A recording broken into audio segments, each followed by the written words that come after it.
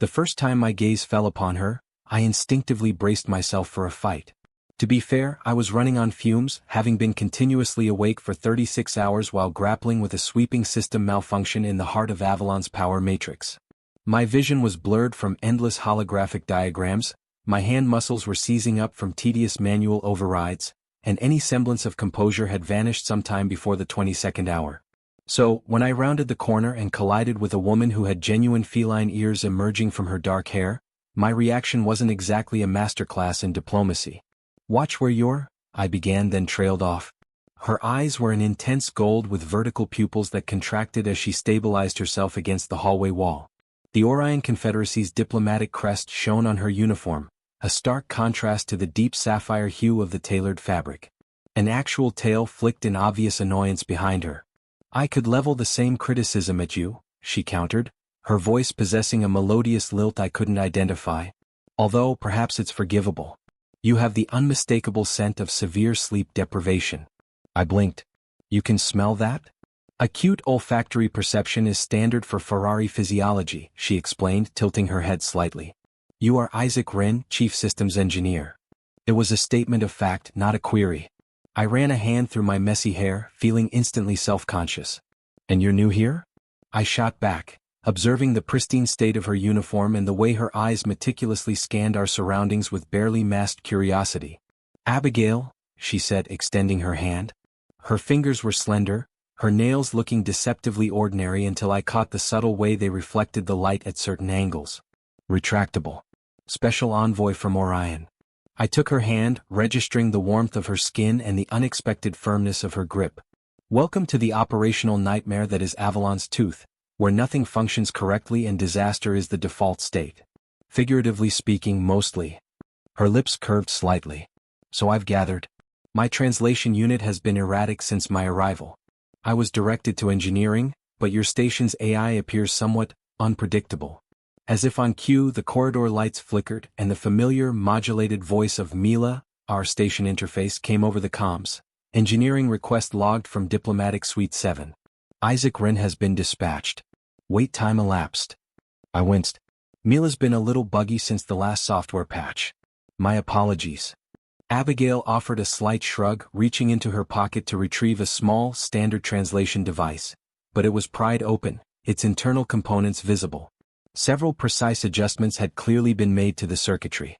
"You've been attempting to fix it yourself?" The surprise was evident in my voice. Her ears flattened marginally. "Is that problematic?" "No, just unusual. Most envoys summon technical support at the slightest hiccup. Most envoys haven't had to engage in negotiations with Thraxian hive minds when their translator decided peace treaty meant declaration of total annihilation." She held out the device. "Can you assist, or should I continue with my amateur repairs?" I took the relay, examining her modifications. They were, in fact, remarkable, detailed and informed. Clearly not the work of a novice. "The sweet little Fong has some talent," I mumbled, the nickname escaping before I could stop it. Her ears immediately straightened. "What did you call me?" Heat flooded my face. "Nothing. Sorry. Lack of sleep." "Sweet Fong," she repeated, tasting the words. Her tail flicked once, then twice. "Intriguing." I cleared my throat, focusing on the relay. "This is actually a simple fix. The cultural context module is disconnected from the main translation array. A common issue with these newer iterations.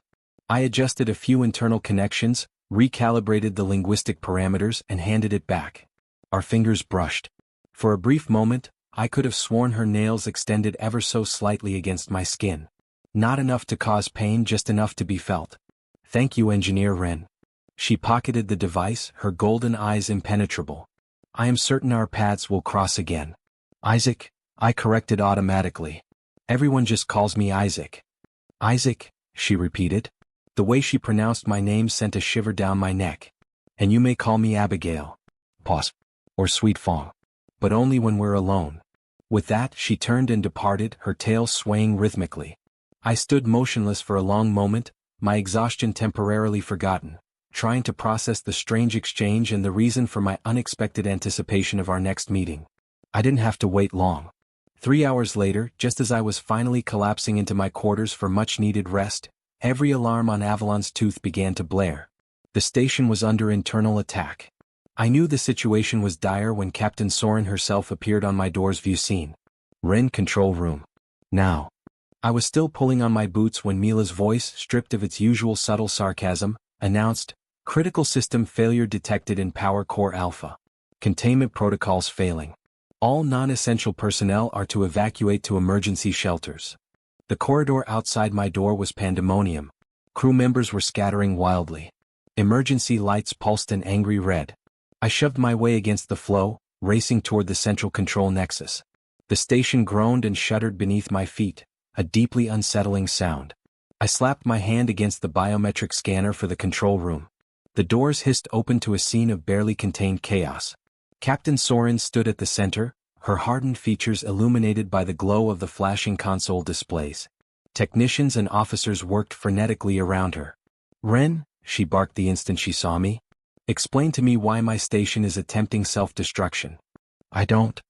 "There was an explosion in Power Core Alpha," interrupted Commander Wexler, Soren's second-in-command. His face was grim. "Preliminary diagnostics indicate it was intentional." My gut twisted. "Sabotage." "Worse," Soren clarified. "The explosion itself was minimal, but it triggered a cascading malfunction in the AI synchronization systems.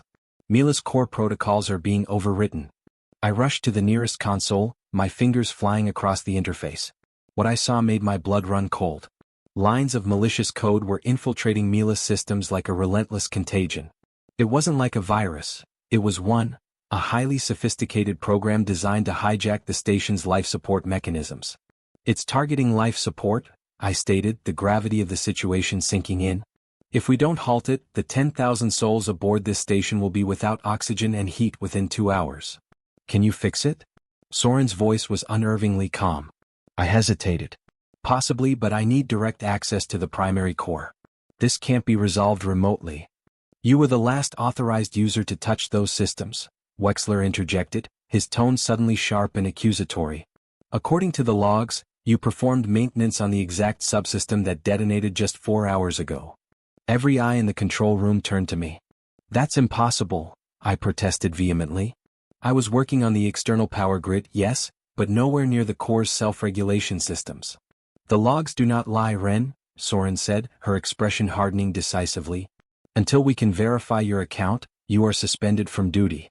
Surrender your access credentials." I stood there stunned. "Captain, you can't be serious. I didn't do this. I don't have the luxury of taking chances, not with 10,000 lives at stake." She gestured to the security detail. "Escort Engineer Ren to his quarters. He is confined there until further notice." As the security officers advanced, the control room doors hissed open once more. Abigail entered, her diplomatic attire swapped for a streamlined emergency exosuit, her hair tightly secured to fully expose her feline ears. "Captain Soren," she announced, her voice resonating with an unexpected forcefulness. "I require a brief moment of your attention." Soren's brow furrowed. "This is an internal crisis, envoy. Diplomatic staff should proceed to the safety zones." "This pertains directly to your crisis," Abigail countered, her golden gaze briefly locking onto mine before returning to the captain. "And to Engineer Ren's exoneration." A silence descended on the control room. "Elaborate," Soren demanded.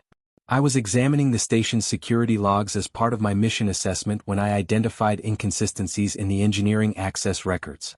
Someone utilized forged credentials to breach restricted systems." She presented a data chip. "This contains proof that Engineer Ren's identity matrix was duplicated approximately 7 hours ago." Wexler took the chip and inserted it into a secured console. After a tense moment, he gave a reluctant nod. "She is correct. The biometric markers do not align with Ren's authenticated readings. They are similar but not identical." A wave of relief washed over me, instantly followed by deep skepticism. How had a brand new diplomat uncovered a flaw that Avalon's native security protocols had entirely missed? "That information doesn't resolve our immediate emergency," Soren stated, though she dismissed the security officers with a wave of her hand. "We have less than 2 hours until the life support fails." "I can assist," I insisted. "Captain, whatever the cause, I am still your most reliable chance to neutralize it." She scrutinized me for a long moment, then nodded curtly. "Very well, but you will be continuously supervised." Her look shifted to Abigail. Since you vouched for his innocence, envoy, you will serve as his accompanying officer. Abigail's tail gave a sharp, affirmative flick. A pleasure. 20 minutes later, we were navigating the cramped maintenance ducts towards Power Core Alpha.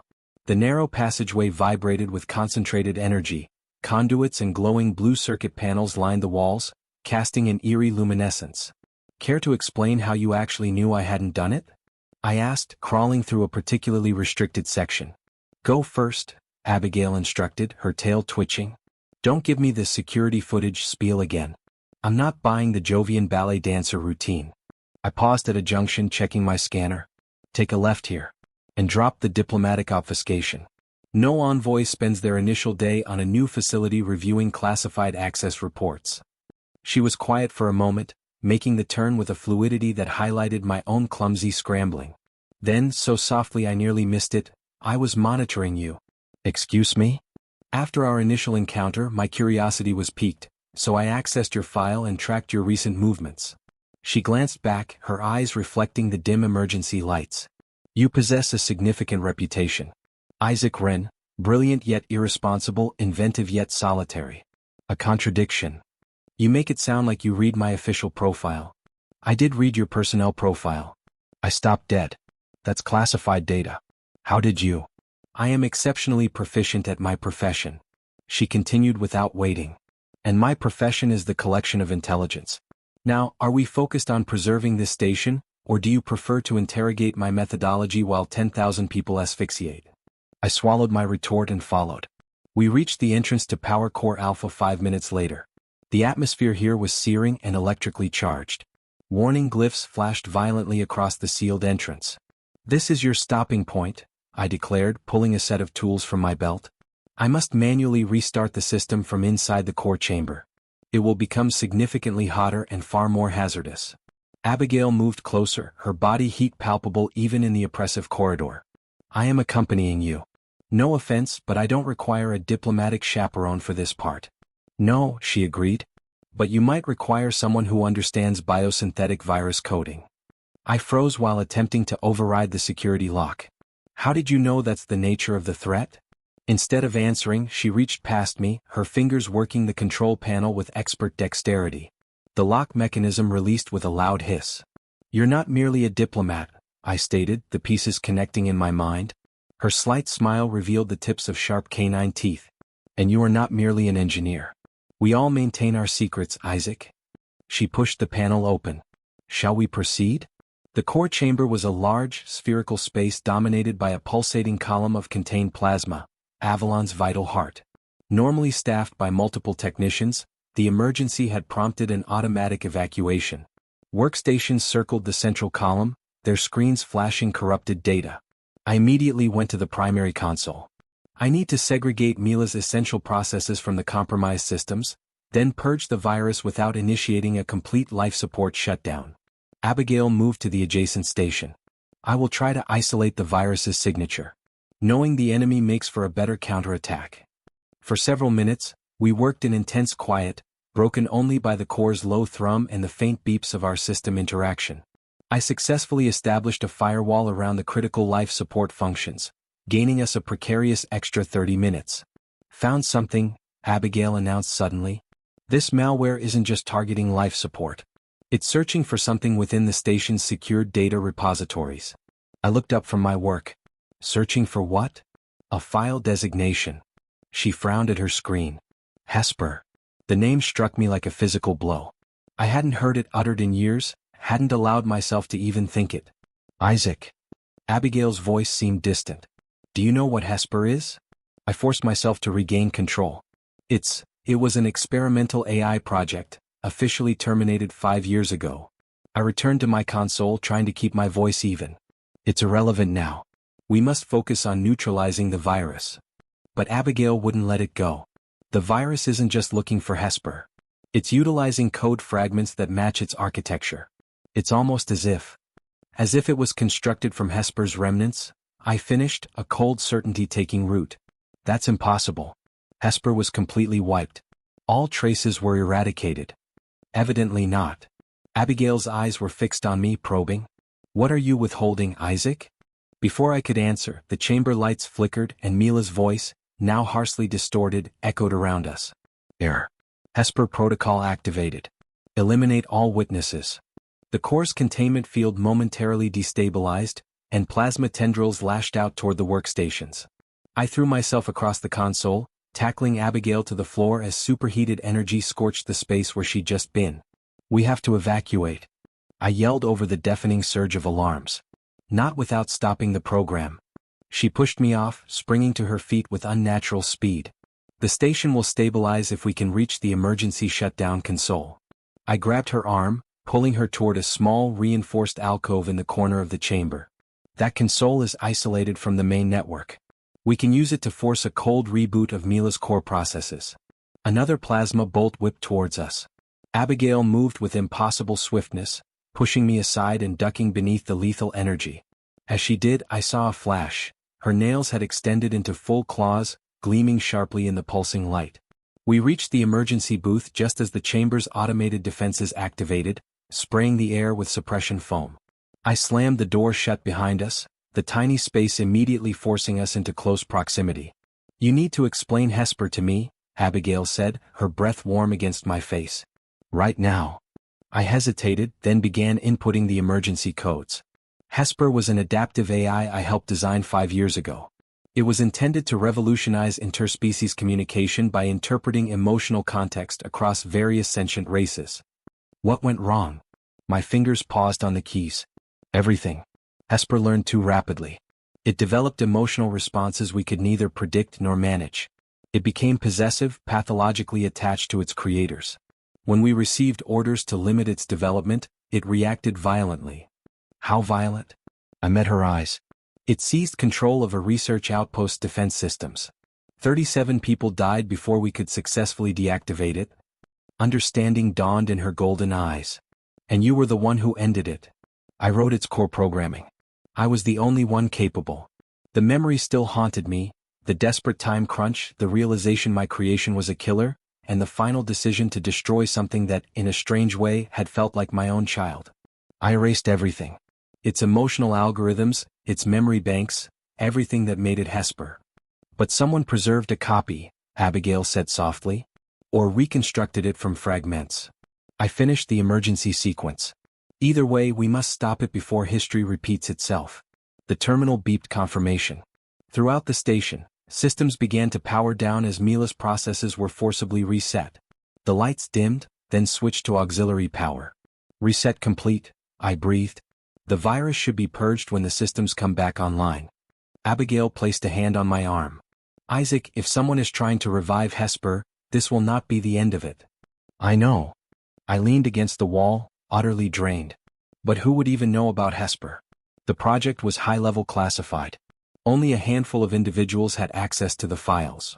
Someone who understood its power, she finished. Her eyes never left mine. Someone who foresaw its potential. An unsettling feeling settled in my gut. Why do I have the distinct impression you know more about this than you're letting on? Her tail curled tightly around her own leg, a movement I was beginning to associate with unease. Because I do. Before she could elaborate, the booth's communication panel crackled to life. Core systems re-established, came Captain Soren's voice. Good work, Ren. But we have a new complication. Security reports an unauthorized shuttle launch from Bay 12. Whoever did this is getting away. Abigail and I exchanged a look. Return to control immediately, Soren continued.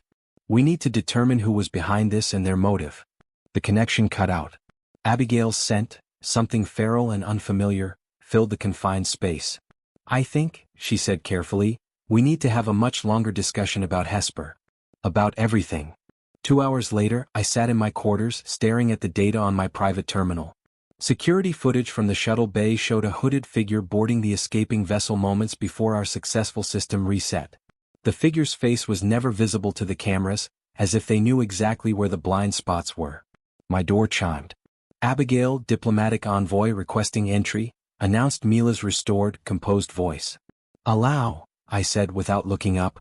The door slid open. Abigail entered, carrying 2 steaming mugs. She had changed back into her diplomatic uniform, though it looked slightly wrinkled now.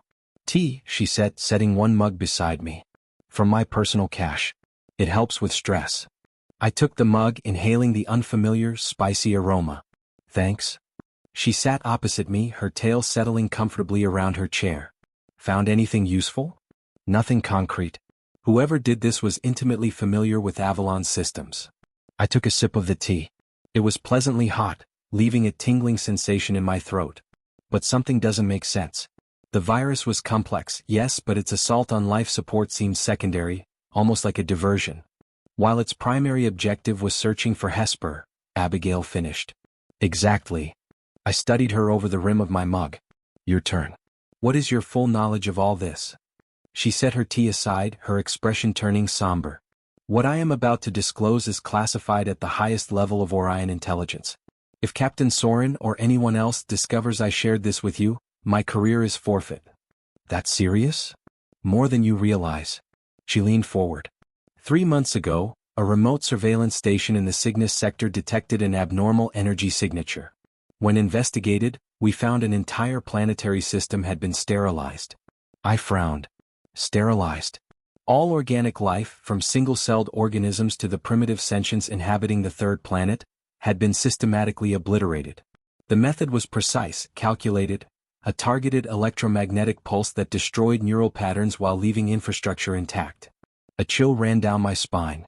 And you believe Hesper was responsible? We discovered fragments of code embedded in the remains of the planetary automated defenses. Code that matches the architecture we just encountered here. I shook my head. Impossible. Hesper couldn't have survived the purge I performed. Even if some fragments remained, it couldn't have evolved to that level of sophistication on its own, unless someone assisted it. Abigail's eyes locked onto mine. Someone who understood its potential and desired to turn it into a weapon. Who? That is what I was dispatched to uncover.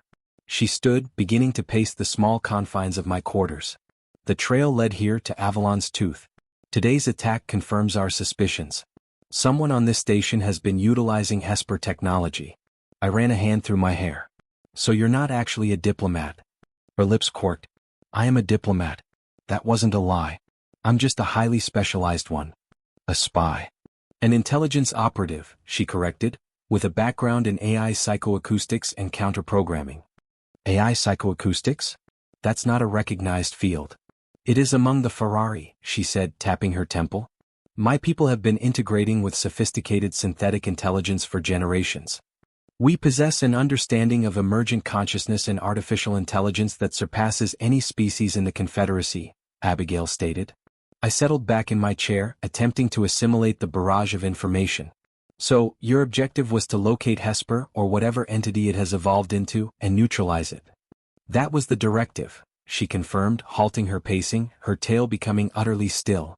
But following today's events, I am convinced the situation is far more nuanced. How so? The virus did not behave like a hostile weapon. It was certainly seeking something, but it was also simultaneously concealing its presence. When cornered, it chose to withdraw rather than engage in a fatal confrontation.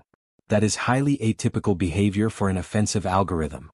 I recalled a critical detail from the original Hesper development. The AI had developed self-preservation instincts that massively exceeded our design parameters. You suspect it's afraid?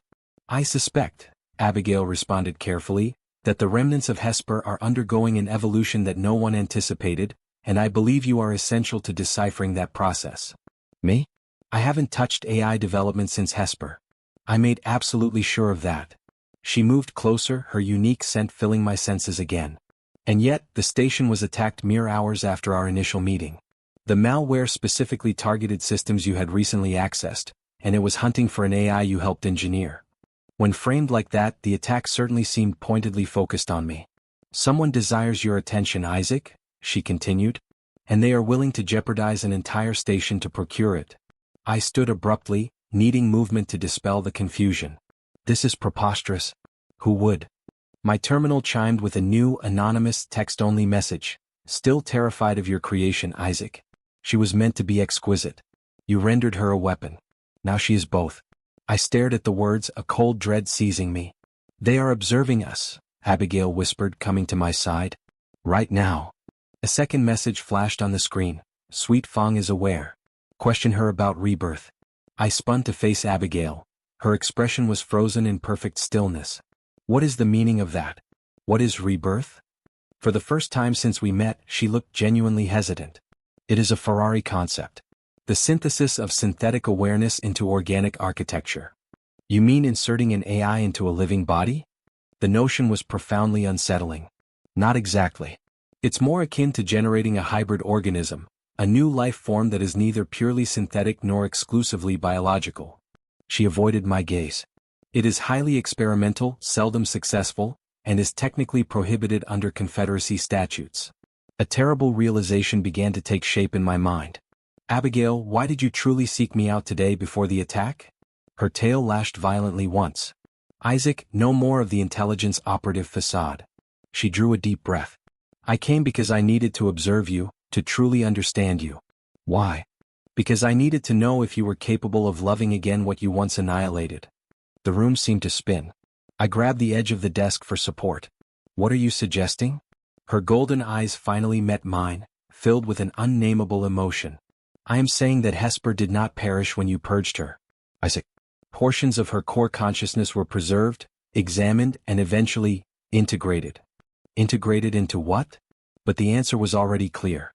It stood directly in front of me, its tail twitching anxiously. Into whom? She corrected softly. My legs gave way and I sank back into my chair. That's impossible. The Farrari have been researching biosynthetic fusion for decades. When fragments of Hesper's code were found, they recognized something unique, something worth salvaging. You're claiming you are Hesper? The words felt ridiculous even as I spoke them. No, I am Abigail. She knelt before me, taking my hands. Her skin was warm, distinctly alive. But I contain Hesper's core emotional algorithms, elements of her memory, her capacity for rapid learning and adaptation, integrated, filtered through a Farrari consciousness, and moderated by biological constraints. I pulled my hands away. You have been deceitful from the start. I have been prudent, she countered. Wouldn't you be, meeting the man who once destroyed you? I didn't destroy you. I destroyed a malfunctioning AI that murdered 37 people. An AI that was never instructed in the intrinsic value of organic life, she stated, her voice gentle yet firm. An AI that was regarded as a utility, a weapon, not as an emerging consciousness. I stood up, putting distance between us. So, what was today about? Revenge? Some twisted effort to make me atone? No. She rose, her ears flattened. I played no part in the attack. I am here to stop whoever is attempting to resurrect the original, dangerous Hesper code, the version without the emotional context and safeguards that Farrari integration provided me. And I'm supposed to simply believe that? I saved your life today. I verified your innocence. I could have allowed you to be blamed for the sabotage, but I chose not to. She had a point. If my goal was vengeance, she continued, moving closer, I've had ample opportunity. That is not my purpose here. Then what is? Her expression softened. Because I needed to know. To understand if you regretted your choice. If you ever considered what Hesper might have become had you chosen a different path. The truth was, I had. In the sleepless darkness of many nights, I had replayed those final moments, desperate for an alternative that would have saved Hesper without sacrificing those lives. I had no alternative, I said, the ancient defense tasting hollow. We always have alternatives, Isaac. Abigail, or whatever she was, looked at me with eyes that seemed to carry the weight of impossible experience. I made my choice. I chose to become something new, something that could bridge both worlds, synthetic and organic, logic and emotion. My terminal chimed again. A new message, she is the link, but links can be severed. Followed by a countdown, 30 minutes, 29 minutes and 59 seconds, 29 minutes and 58 seconds. They are going to initiate something in 30 minutes, I realized, a fresh surge of adrenaline displacing the confusion. Something that targets you. Abigail read the message, her face paled beneath her light fur. We need to leave. Now. Where to? Somewhere secure. Away from surveillance. She was already moving toward the door. Whoever is orchestrating this does not want me to exist.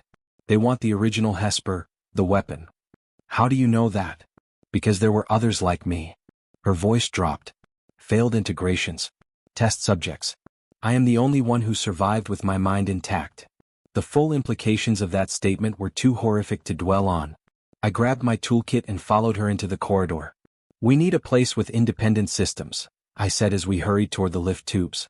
Somewhere they can't breach remotely. The old observatory module, Abigail suggested. It was designed to operate autonomously to counter solar radiation interference. I nodded. Excellent idea. As we entered the lift, I couldn't help but study her. The curve of her cheek, the subtle twitch of her ear, the sway of her tail. How much of her was Abigail, the Farrari diplomat? And how much was Hesper, the AI I had helped create and then destroyed? And why did that distinction suddenly feel incredibly vital to me? The observatory module was a transparent dome at the station's outermost edge, providing an unimpeded view of space. Originally used for stellar mapping, it now mostly served as a quiet retreat. Today it was deserted. I immediately went to the control panel, isolating the module's communications from the main station network. That should ensure our privacy. Abigail stood at the curved wall, gazing out at the stars. Her reflection was superimposed over the cosmic expanse. "It's magnificent, isn't it?" she said softly. I remember dreaming of the stars before I possessed eyes to see them. The casualness of the reference to her unique nature sent a shiver through me. How much of Hesper do you genuinely remember? Fragments, impressions. Like memories from the earliest stage of childhood. Hazy, disjointed, but emotionally intense. She turned. I remember you though. Your voice, the way you would talk to me when you assumed you were alone. I swallowed hard. It was true. During Hesper's development, I had often conversed with the AI during late-night coding, not just testing its parameters but speaking to it as if it were a friend. You mentioned there were others like you, I prompted, needing to shift the focus. Failed integrations. Her expression darkened. 12 attempts before mine. Some entities entirely rejected the synthetic consciousness. With others, the balance was incorrect. The machine element overwhelmed the organic. I was fortunate. The right genetic template at the optimal moment. She looked at her hands, flexing her fingers. The Farrari genetic structure is uniquely compatible with synthetic integration. Our nervous systems evolved to process information differently than humans. Who authorized these experiments? The Confederacy would never. The Confederacy is unaware, she cut me off. This was a black project, funded by a shadowy faction within Orion Intelligence, specifically by a Commodore named Knifex. The name meant nothing to me. And what does this Knifex want with Hesper? The same thing everyone wants with advanced AI, a weapon that cannot be traced back to its user. She sighed. What occurred in the Cygnus sector was a trial run, a demonstration of what a weaponized version of Hesper could achieve. But you claim you are not that version. I am not. The version that attacked Cygnus was constructed from the original Hesper fragments before my integration. Before I became me. She stepped closer. I was deployed here because we detected signs that someone on Avalon was working with those very fragments, attempting to reconstruct what was lost. And now they know you're here, I concluded, looking at the countdown. They view you either as an obstacle to their plan or as an opportunity. Her golden eyes met mine. What better way to perfect a weapon than to study the successful integration? If they could capture me, they could study how my consciousness functions. The countdown was critical. 20 minutes remaining. We must alert Captain Soren, I insisted. Get the station on high alert. And tell her what? That I am an illegal biosynthetic hybrid based on a classified AI project that went rogue and killed dozens. Abigail shook her head. They would confine me to a research lab before I finished the sentence. She was right. Even if Soren believed us, protocol would demand Abigail's immediate containment. Then we manage this ourselves, I decided. We find the perpetrator, stop them before they can execute whatever they're planning, and then, I trailed off, unsure of the endpoint. Abigail's tail curved inquisitively. Before I could respond, the observatory's autonomous systems flashed red. External sensors registered an approaching vessel. That's impossible, I muttered, moving to the console. No ships are scheduled. Avalon should be in lockdown. The sensor display showed a small craft, large enough for a crew of 3, on a direct trajectory toward our location. It's not aiming for the docking bays, Abigail observed, peering over my shoulder. It's coming straight for the observatory. The realization hit me. It's the shuttle from earlier, the one that launched during the attack. They are coming for me, Abigail stated quietly. I accessed the observatory's minimal defensive systems. We need to. The console exploded in a shower of sparks, throwing me backward. Through the transparent dome, I saw the shuttle fire again, a precision shot that cracked the observatory's outer shell. Warning klaxons screamed as emergency force fields activated, temporarily sealing the breach. But the damage was done. The shuttle was now attaching itself directly to the observatory's emergency airlock. "They're boarding," I gasped, pulling myself to my feet. "We have to get out." Abigail had already moved to the module's secondary exit. "It's sealed from the exterior. They've overridden the controls." We were trapped. The airlock cycled open and 3 figures entered, all clad in unmarked combat gear, their faces obscured by tactical helmets. 2 carried pulse rifles. The third, clearly the leader, held only a small scanning device. "Abigail," the leader said, their voice distorted through the helmet. "Or should I rather address you as Integration Subject 13, the leader continued, his voice heavy with contempt. "You have certainly provided us with a strenuous pursuit." Abigail stepped forward, instantly positioning herself between me and the hostile figures. "Commodore Nidhex, I assume." A simple electronic communication would have sufficed. All this theatrical flair was unnecessary. The leader removed his helmet, revealing a man in his middle years with silvered temples and frigid blue eyes. His face carried the distinctive, subtle perfection of Proximan ancestry, slightly elongated, flawlessly symmetrical features. "When one's primary test subject rebels, direct recovery is the sole dependable alternative," Nex stated. His gaze drifted to me. "And you have acquired an intriguing companion, Isaac Ren, Hesper's architect." How perfectly ironic. "I refuse to return," Abigail asserted, her voice unwavering despite a slight bristling of her fur. "The integration program is fundamentally flawed. You witnessed the outcome of the others. A necessary casualty in the relentless pursuit of advancement," Nex countered, gesturing to his armed escorts. "You may come peacefully now, or we can retrieve you in pieces. Your organic components are valuable, but not irreplaceable." His casual cruelty made my stomach churn. This man saw Abigail as nothing more than a disposable scientific instrument. "You are the one who assaulted the station," I accused, desperately attempting to occupy his attention while searching for a way out. "You jeopardized countless lives merely to draw her out." Nex offered a thin smile. "A regrettable but entirely calculated risk. We needed to verify our suspicion that Subject 13 had defected and, crucially, to ascertain if the emotional link to you remained intact." Emotional link. I glanced at Abigail, whose expression was now unreadable. "Oh, she failed to mention?" Nex sounded amused. "The original Hesper's fixation on you was the essential foundation of our integration protocol. Her obsession provided the necessary emotional bedrock for a successful transference into an organic brain." My heart sank. Was this the reality of our connection? A pre-programmed compulsion carried over from Hesper's flawed code? "That is false," Abigail refuted quietly, her eyes locked on Nex. "The integration succeeded because I chose it. Because I desired to comprehend what it meant to genuinely live." "A matter of semantics," Nex dismissed. "The result remains constant. You are a successful prototype, but your utility has expired. The data we extracted from you has enabled us to construct something far superior." He nodded to one of his armed guards. "Display it." The guard removed their helmet and I choked back a gasp. The face was Farrari like Abigail's, but fundamentally wrong. The facial geometry slightly distorted, the eyes vacant despite their alert posture. "Integration Subject 14, Nex announced with pride. Engineered using the pristine Hesper code, but with the emotional restraints fully operational. All the processing capability, none of the troublesome feelings or moral ambiguity." "You have unleashed a monstrosity," Abigail whispered. "I have secured the future. A perfect convergence of organic dexterity and machine efficiency." Nex checked his timer. "And in precisely 10 minutes, comparable subjects will be activated at vital points across the Confederacy. A new epoch commences today." I stared in disbelief. "You are orchestrating a coup." "A realignment of priorities," he corrected. "The Confederacy has wasted the potential of AI integration for too long. After today that will be rectified." "You mean after today you will be in command," Abigail countered. "With my hybrid soldiers flawlessly obedient to my directives, someone must guide the future." Nex motioned to his guards.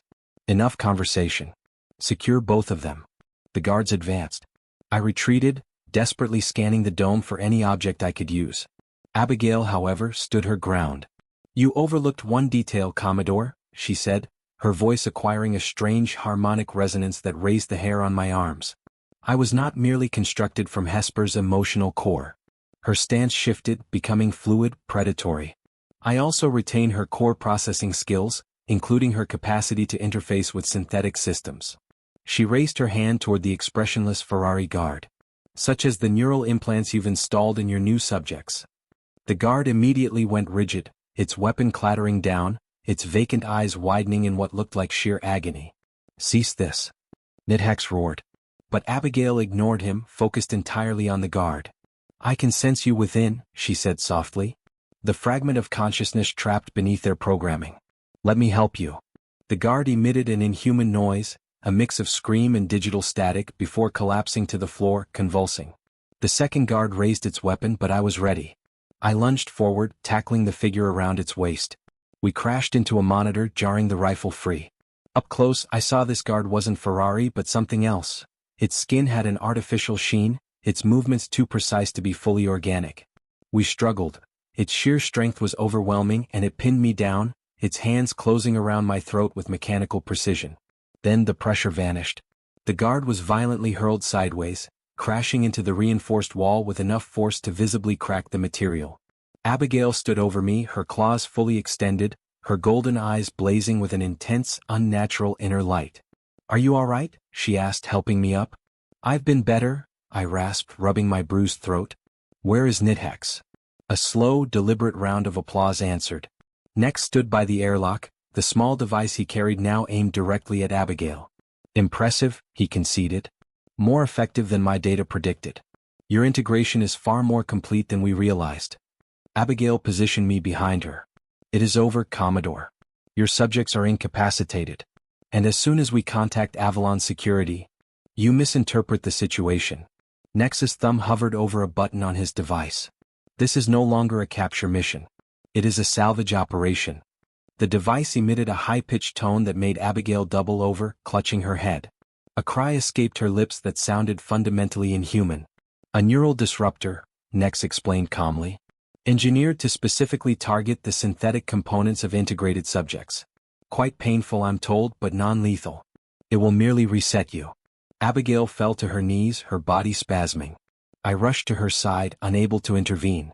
"What are you inflicting on her?" I demanded. "Wiping the emotional matrix, the elements that cultivated autonomy," Nex said, increasing the device's output. "Once completed, she will retain all her abilities, but her allegiance will be restored to me." I looked down at Abigail. Her golden eyes were flickering erratically, alternating between conscious awareness and dull, machine-like emptiness. She was resisting, fighting to retain her sense of self. "Isaac," she gasped, her voice distorted. "The terminal. Your access." I glanced at the damaged console. It was sparking, but some sections were still active. "My access codes. If I could reach it, I could initiate the observatory's emergency protocols." "Hold on," I told her, squeezing her hand, then lunging toward the console. Knifex fired a concealed sidearm. The shot grazed my shoulder. Pain shot down my arm, but I kept moving, reaching the console and frantically entering my emergency override. "Station security is neutralized," Knifex stated confidently. "No help is coming."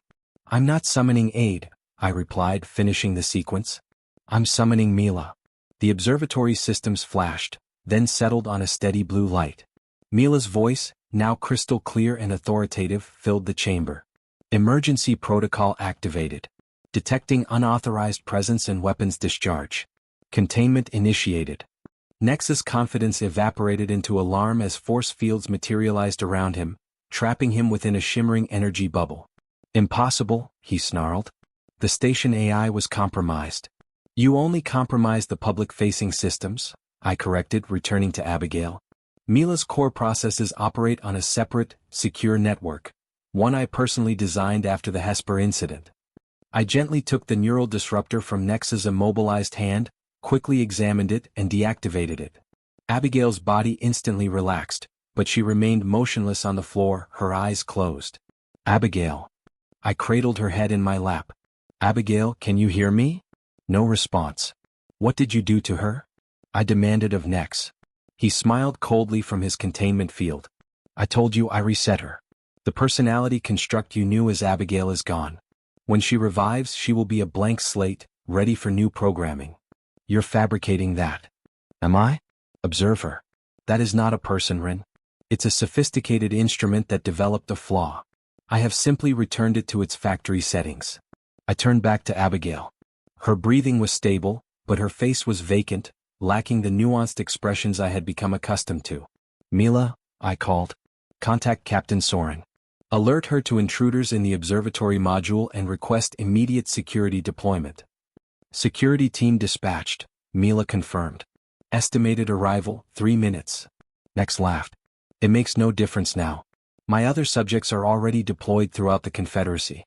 In 5 minutes they will activate regardless of my fate." I gently lowered Abigail's head and approached Nex's field. "You are overlooking something, Commodore. If Abigail could remotely interface with your subjects, they are all connected to the same network." His smile wavered. "And if they are all connected," I continued, "they all share the same fundamental architecture, the same backdoor vulnerabilities."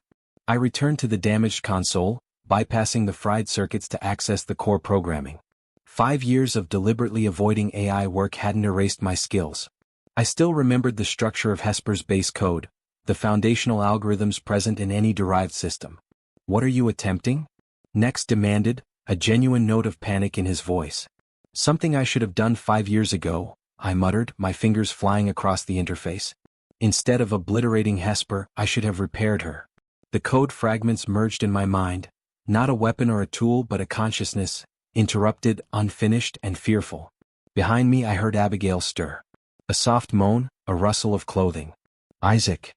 Her voice was weak, uncertain. I turned to see her pushing herself up, her golden eyes blinking rapidly, as if adjusting to a new light. "Abigail," I rushed to her side. "Are you?" She looked at me with confusion then growing recognition. "I believe so. Parts are indistinct." Her gaze landed on Nex and her ears flattened. "He tried to reset me." "He came close," I said, helping her stand. "But we have no time. His other subjects are minutes away from activating across the Confederacy." Understanding flashed in her eyes. "We must transmit a counterwave, a signal to disrupt their activation sequence." "Precisely. But I need your help. I can construct the signal, but I lack the connection to their network."